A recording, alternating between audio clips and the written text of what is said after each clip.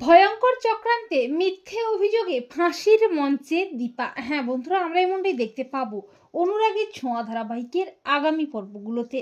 সবাই মিলে কৃষ্ণ ও রূপার বিয়ের আনন্দে মেতে ওঠে, আর দীপাও তার প্ল্যান মতো বিয়ের দিনে কুমারের খেলা শেষ করে কুমার ও কুন্তলাকে পুলিশে দিয়ে সোনাকে বিপদ থেকে উদ্ধার করে। সবাই মিলে আনন্দে মেতে ওঠে, কিন্তু এরই মধ্যে সূর্য ঘুমের মধ্যে তার দুঃস্বপ্নে দেখতে পায় ভয়ঙ্কর বিপদের মধ্যে দীপা। দীপার সামনে ফাঁসির দড়ি। দীপা চিৎকার করে বলছে, ডাক্তারবাবু আমাকে বাঁচান, ডাক্তারবাবু আমাকে বাঁচান।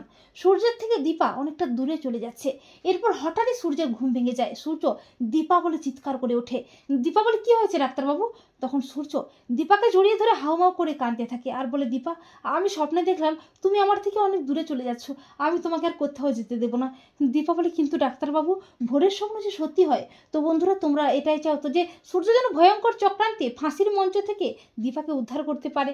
কমেন্ট করে এক্ষুনি জানিয়ে দাও তোমাদের মতামতটি।